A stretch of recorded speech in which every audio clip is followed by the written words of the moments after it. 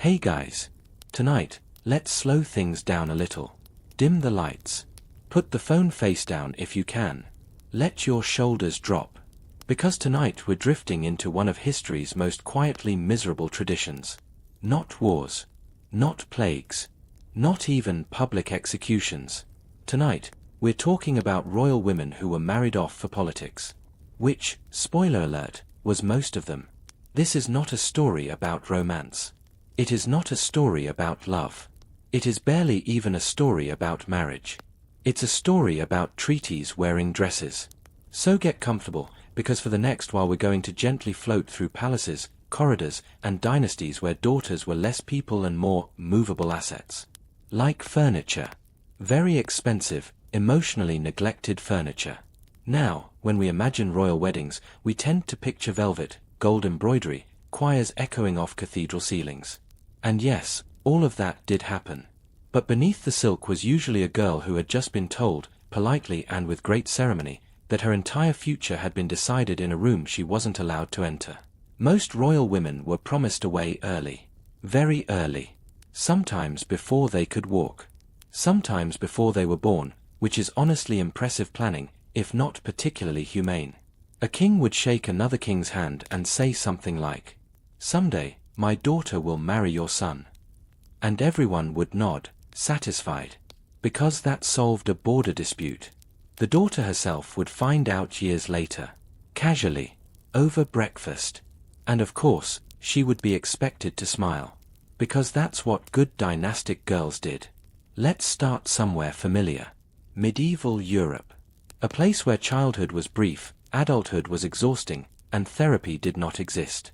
Royal daughters were raised with one central truth humming quietly in the background of their lives. They were not going to choose anything. Not their husband. Not their country. Not their language. Not their religion.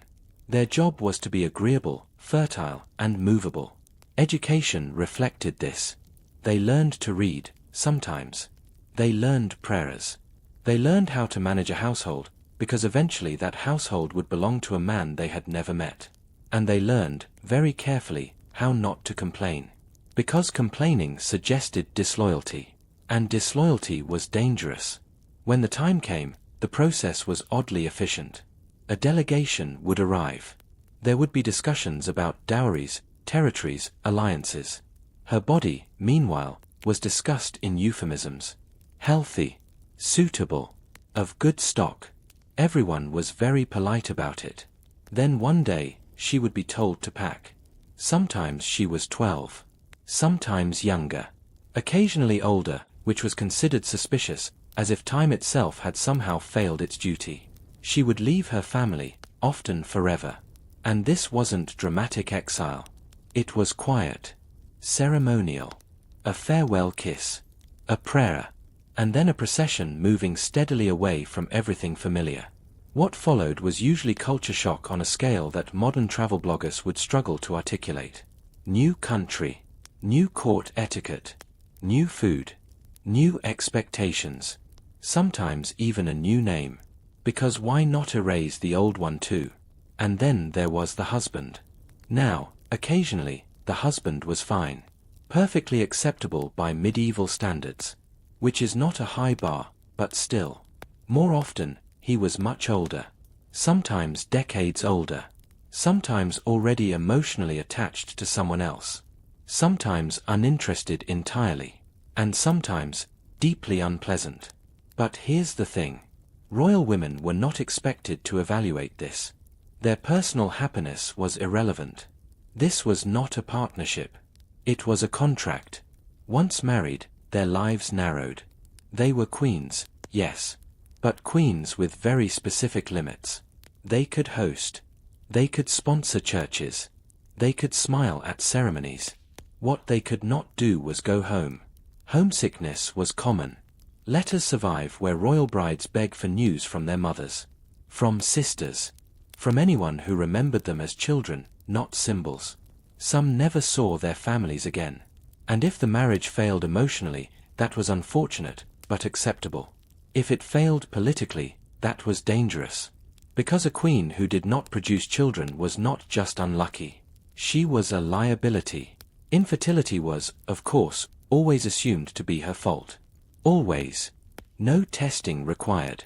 If years passed without an heir, the atmosphere shifted. Courtiers whispered. Advisers frowned. The king's patience thinned. Some women were quietly sidelined. Sent to separate households. Kept alive, technically married, and very lonely.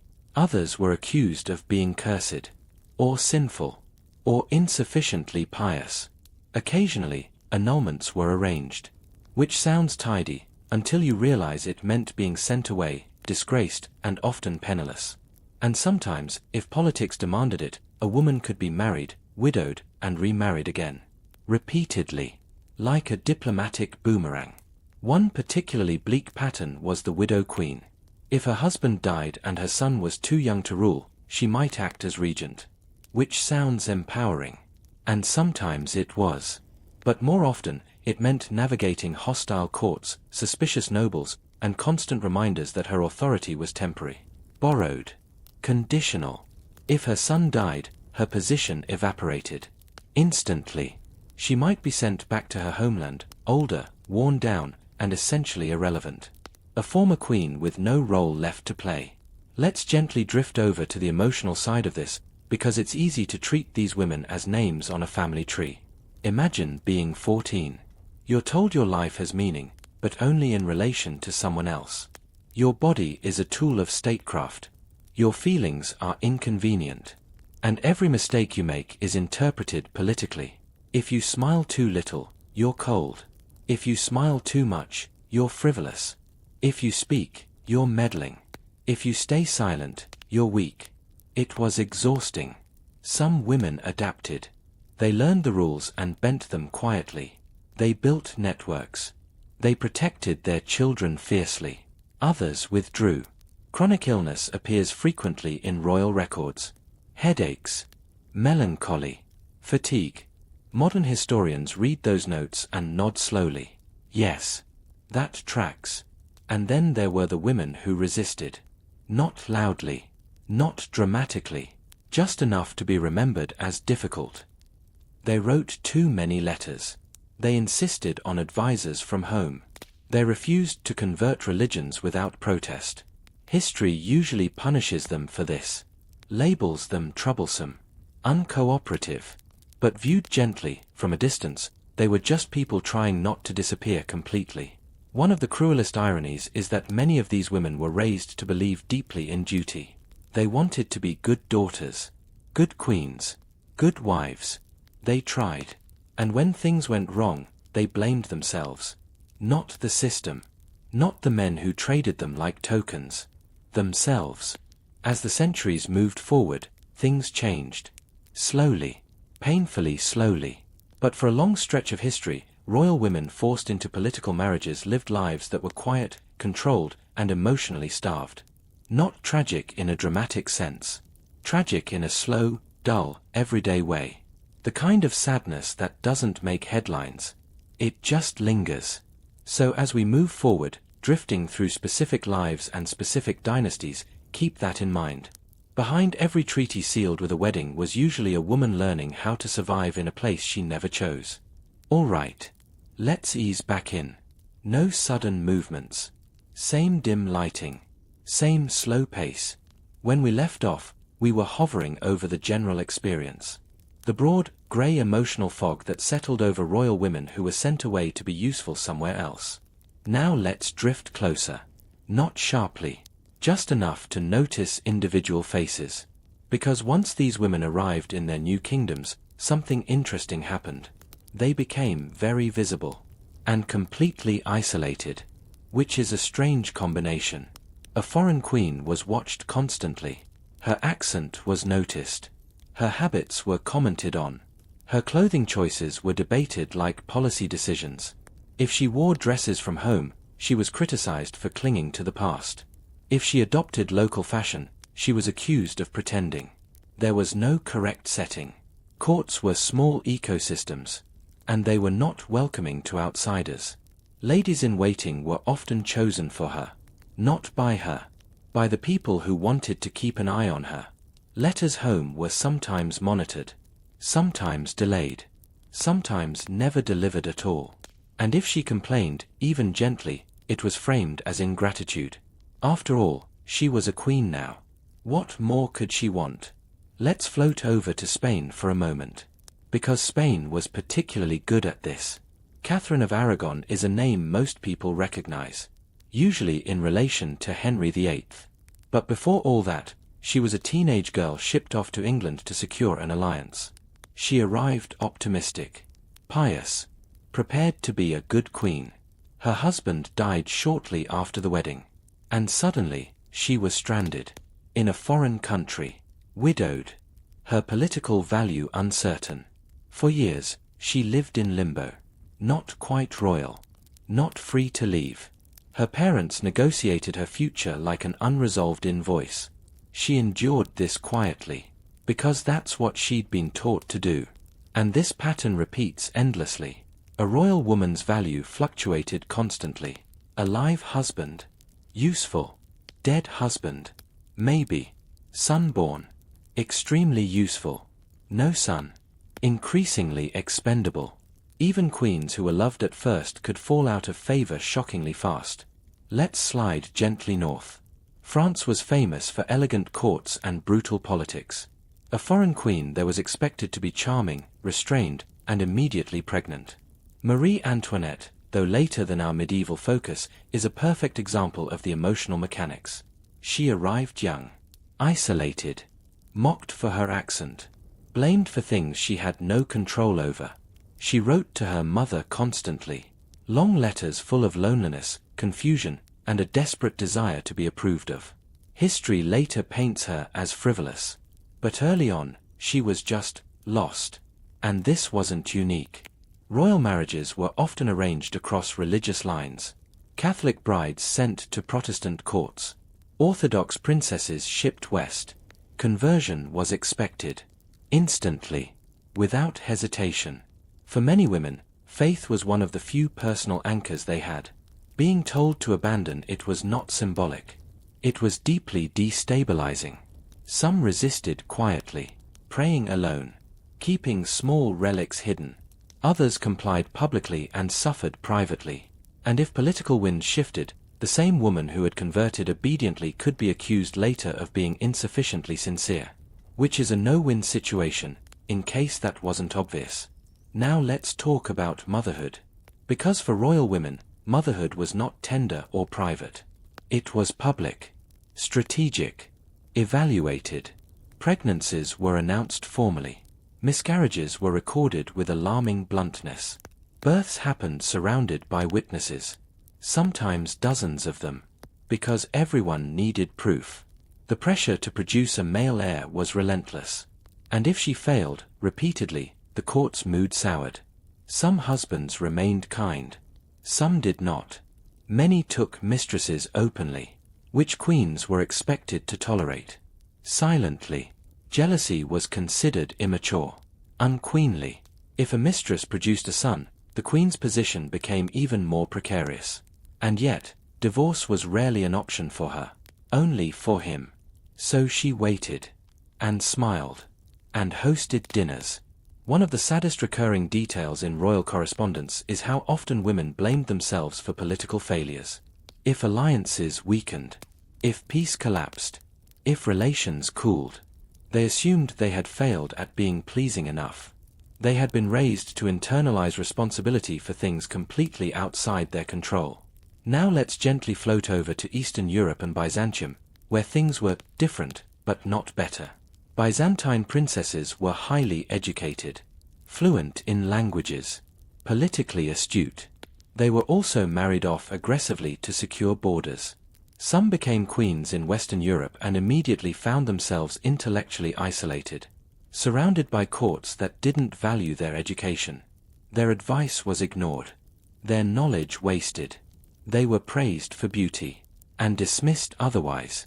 Occasionally, a woman found a way to wield influence indirectly, through her children, through patronage, through quiet alliances.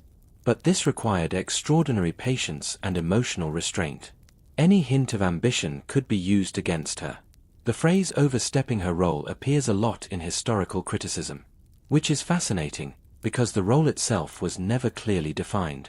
Now let's talk about aging. Royal women did not age gracefully in the historical record.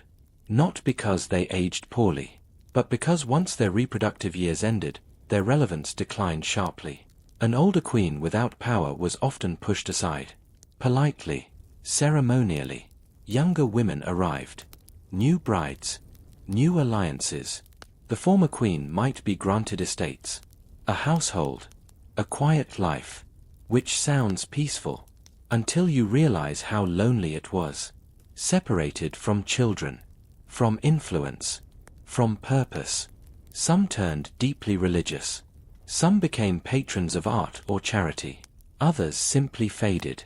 Their deaths were noted briefly, with polite praise, and then the court moved on. What's striking is how rarely we hear about joy in these stories. There were moments, yes. Children, small victories, occasional affection, but sustained happiness was rare. Royal women forced into political marriages lived lives of constant performance. They were always being observed, judged, measured against expectations that shifted without warning.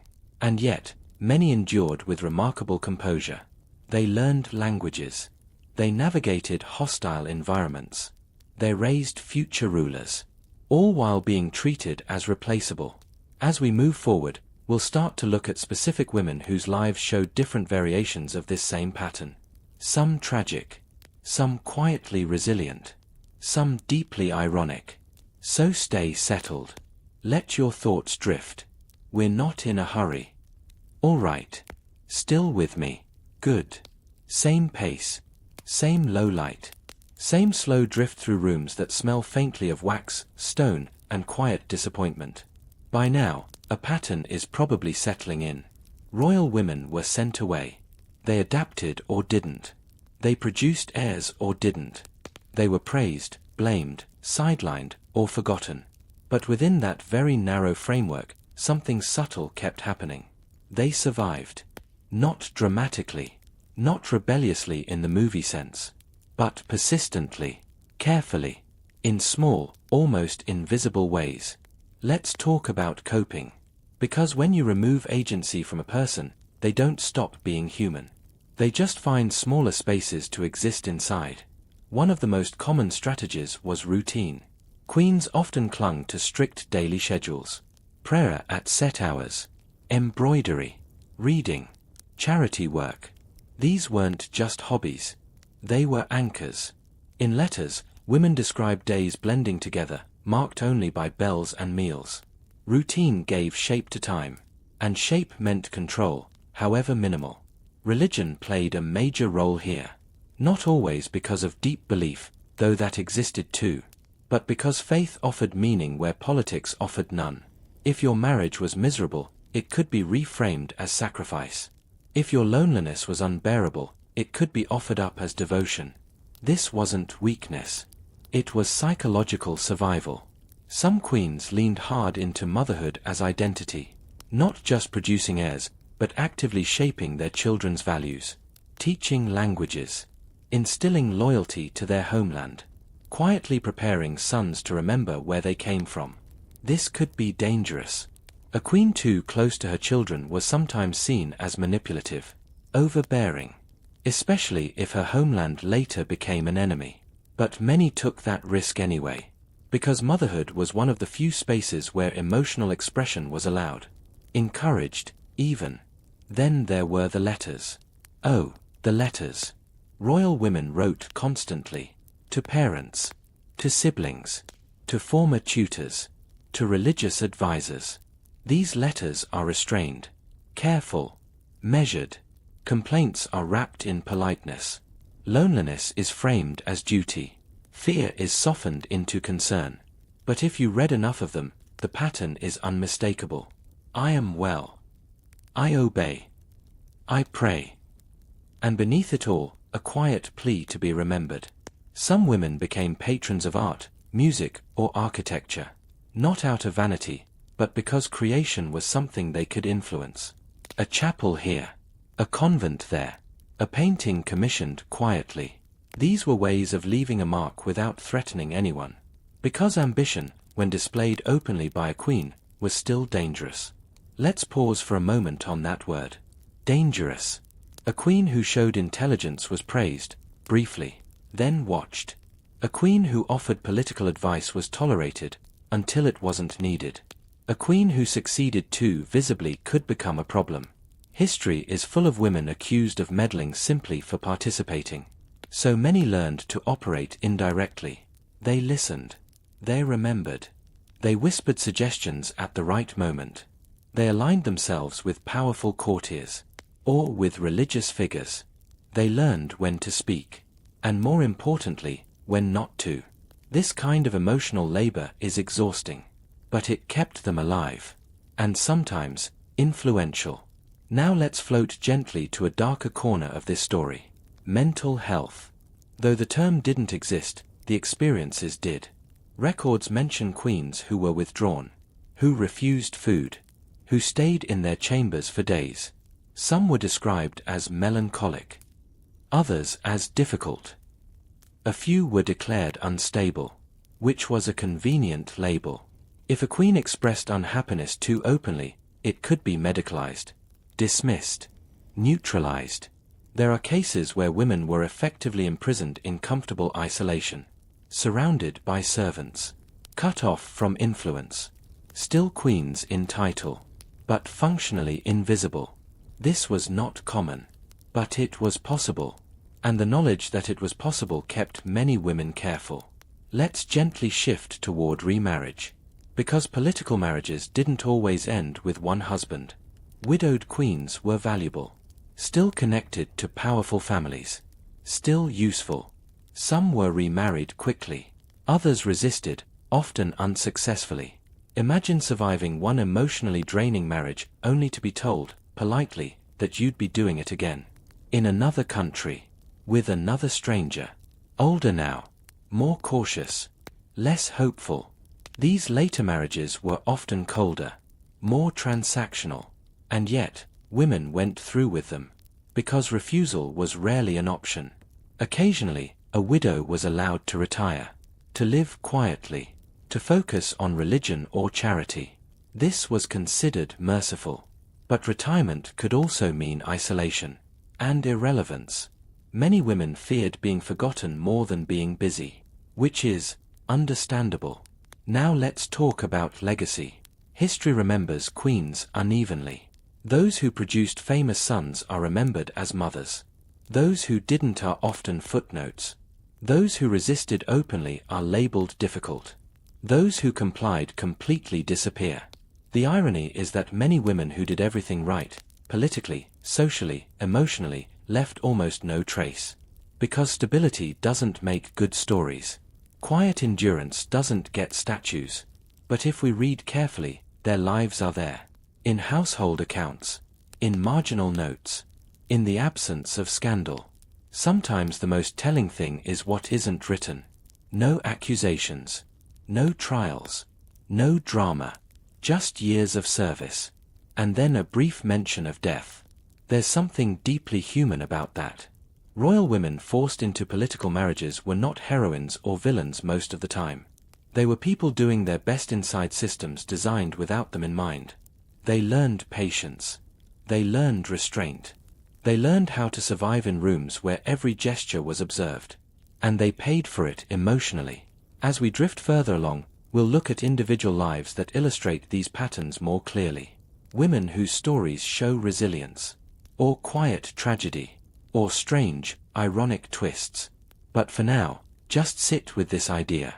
That history isn't only shaped by loud actions. It's shaped by endurance. By people who kept going. Day after day. Without applause. Let's ease back into it.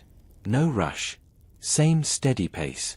At this point in the night, when thoughts start to blur a little, it's worth lingering on a detail that often gets overlooked. Political marriages weren't temporary obligations. They weren't assignments. They were permanent relocations of the self. Once a royal woman crossed that border, her old identity slowly dissolved. Not dramatically, just gradually. like ink fading on parchment. Her homeland still mattered politically, of course.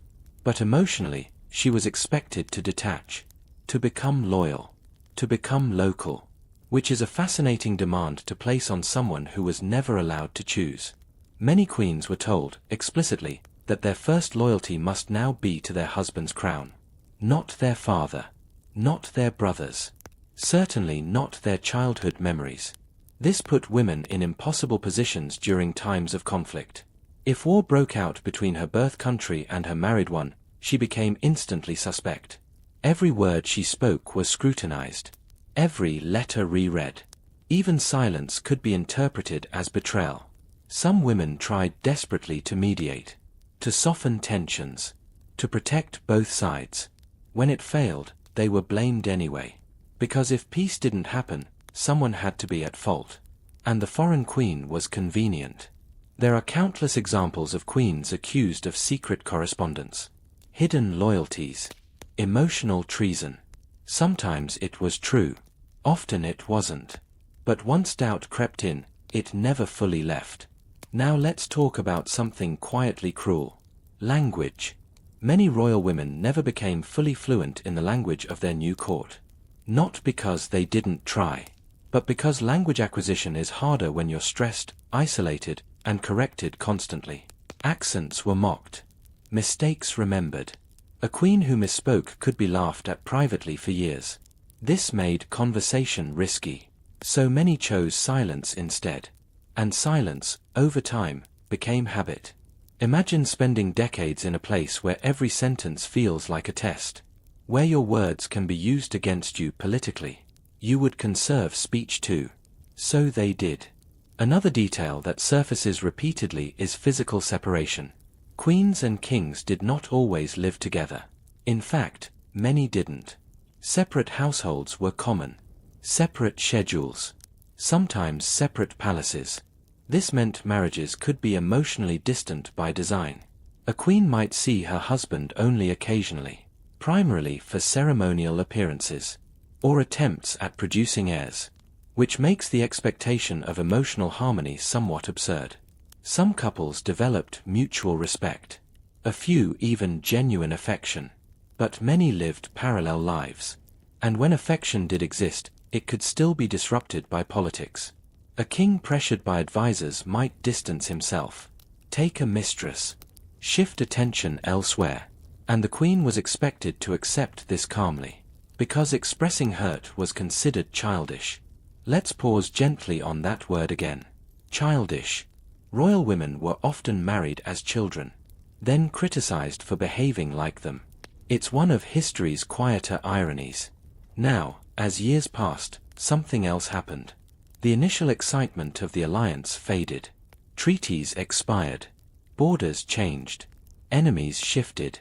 And suddenly, the woman who had once been essential was less so.